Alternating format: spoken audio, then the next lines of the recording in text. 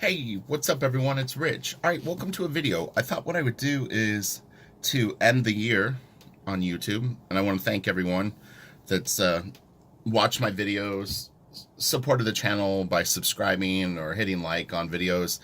I really appreciate it, and then especially for everyone that follows me on Patreon, thank you guys so much. I really appreciate it. If you haven't checked out Patreon, there's somewhere between 300 and 400 unlisted videos, tons of inking videos.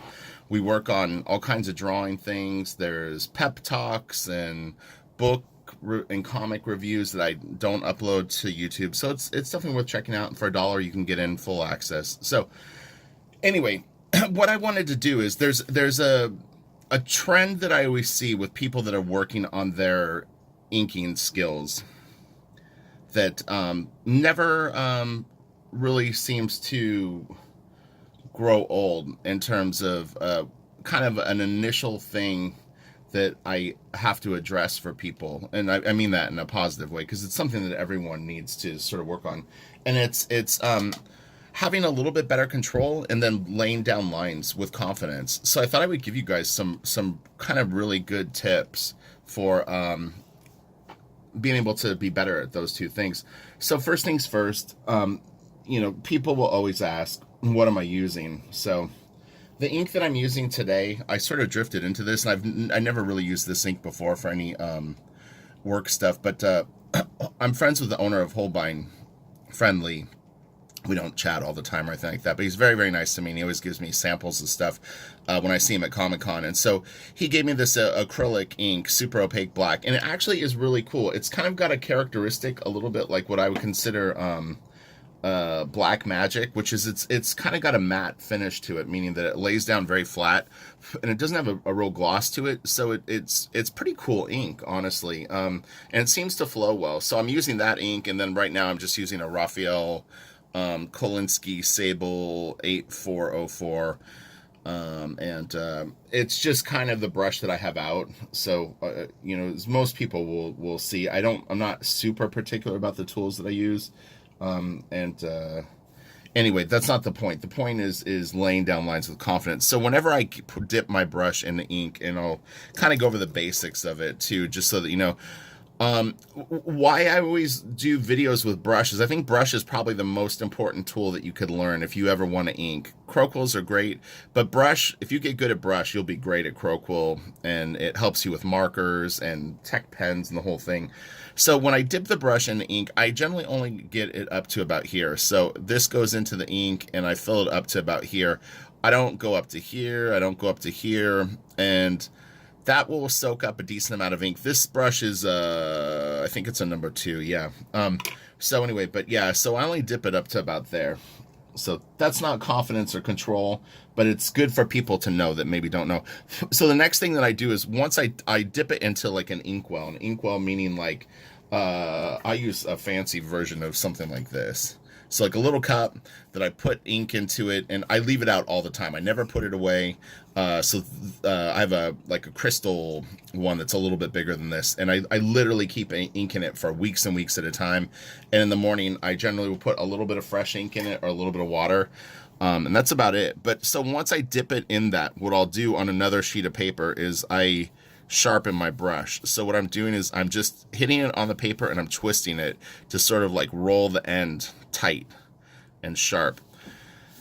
And then when I throw lines, this is what I see that a lot of people have problems with, is just having like a decent tapered line. So you want to go as light as possible and then press down, as light as possible and press down. I haven't warmed up or inked at all today. This is first thing in the morning.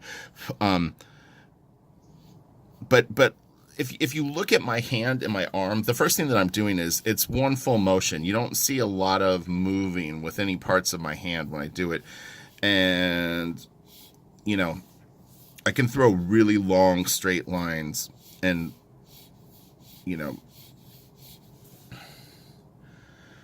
keep them all pretty, parallel and the same like line weight.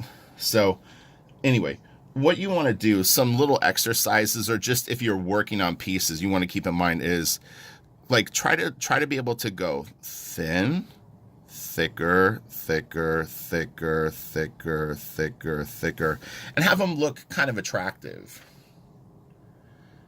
You know, the more attractive they are, you'll look more professional. But again, there's an amount of confidence that I have with the line because I'm not drawing it slow. I don't go, oh she, oh yeah, oh my god, oh yeah.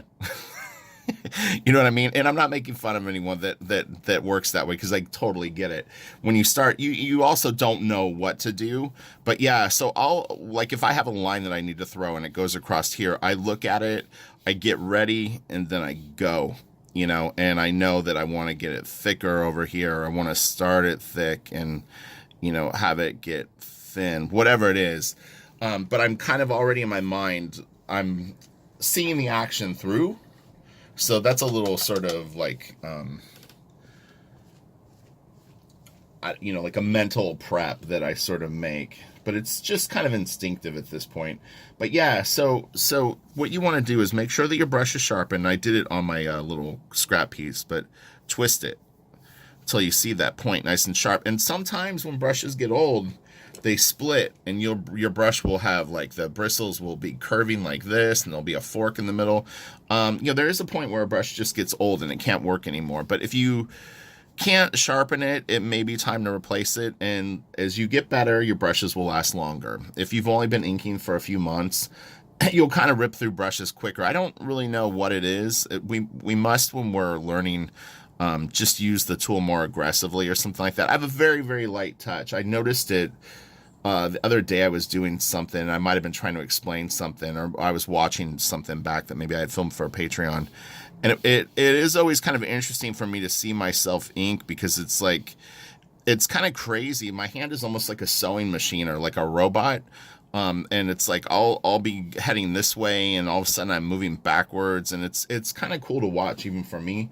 But you know, I've been inking for a long time. I've done thousands of pages, so that helps. But anyway, so get your brush sharp and just try these. Try to be able to do nice and thin to thick and really confident lines. You know what I mean? And then the other thing that you want to start to be mindful of when you do stuff like that is how they finish.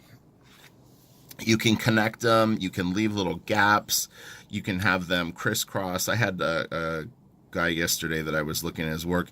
He tended to end all of his lines like this, and it really didn't have like a level of confidence to them. And what I showed him is, it's like, you're better off having them like this and then having these sort of meet up. It's a better look than this. This just looks like confused lines that are sort of like more haphazardly placed. Whereas if you can have everything sort of end at a solid point, it just has a little more of a sort of like a reason for it. And a lot of times there's like a rhythm to it. So, you know what I mean? Like those are getting thicker, but they're also starting to lean more. Like each one I did it, I'm leaning it a little more. So there's all these little things that I do, patterns that I run on stuff. But again, it really, really comes down to just a really aggressive punch of the tool, you know. And that's a pretty cool look. I mean, that looks like I did it with like a calligraphy pen or something like that. And I mean, you can even have stuff like that, you know, where you go thick and then thin, thick and then thin, thick and then thin, thick and then thin. You know, I'm just using the side of the brush. I kind of push it down and then flick it. Push it down and flick it. Point, flick it. Flick it. Flick it. But do you see what I did? I went like this. Exaggerated. Exaggerated. Like that's zoomed in. These ones just have a little tiny taper. You see what I did? Like I pulled the line pointy and then flicked it. Sorry, I keep doing it off camera. Pulled the line and flicked it. Was the brush is running out of ink, but you see those, like on these I just did it smaller.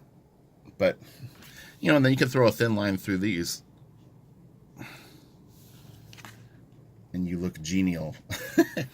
So I hope that that helps. I didn't want to make this video too long, but I wanted to make sure that those two principles seem like a key thing that every beginning or like beginner intermediate inker needs to work on, is that confident line and those brush strokes that just look like you mean it, and that you can go from thin to thick. Now, to be clear, you don't have to ink neatly. I think that there's a lot of different ways to approach stuff. So it's just a good idea when you're learning to at least be aware of why you work a certain way. Like those turned out really nice. These. Like those are really, really good lines. These ones right here.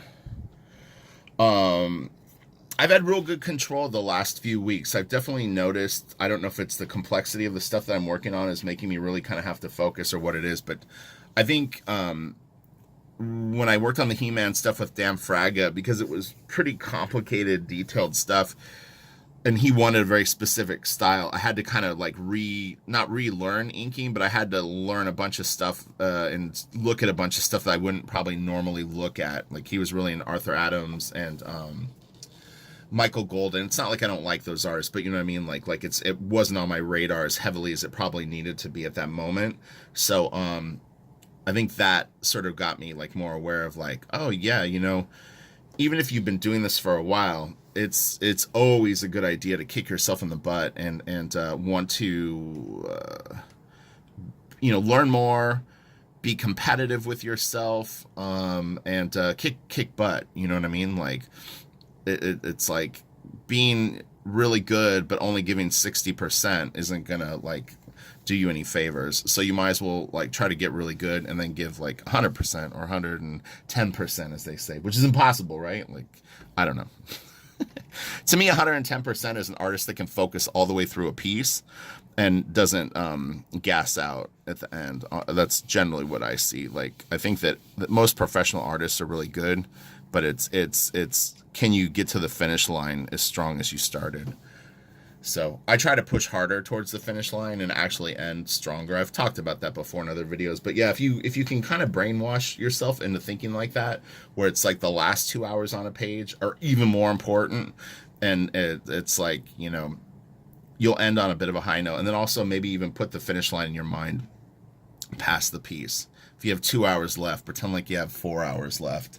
And so when you finish, you're super strong and ready to kick butt. But again, I'll show you this real quick, this technique again. So nice and thin to thicker, thin to thicker, thin to thicker. You're just pushing down. Just pushing down, pushing down. And you can even try them real short, you know, like how quick can you go from thin to thick? This was another little exercise I would do when I started. Is I would do this and then flick it and try to get a real nice triangle. My brush has got one little anomaly that it keeps doing sort of in the middle of the stroke. There must be a bristle that's shorter or something on it, but it keeps, there's like a little jagged thing that pops out. It's not too bad now. I think I wiped it off, whatever it was. But yeah, so it's like, and you can try to do these like this too, where you go longer and then flick it fast. Hope I'm in camera. Yeah. So it's like nice and thin and then quick flick, but you want to get it pointy on the first try. Like it's real aggressive stroke. So let's see these. But stuff like that's fun. And then you can do whatever you want with this. If you want to ink super messy and splattery and all that, you still will have this control and that confidence. So all right, have a great day. Have a safe and happy New Year's Eve, and I will be back you know, soon with more videos. All right, have a great day. Bye.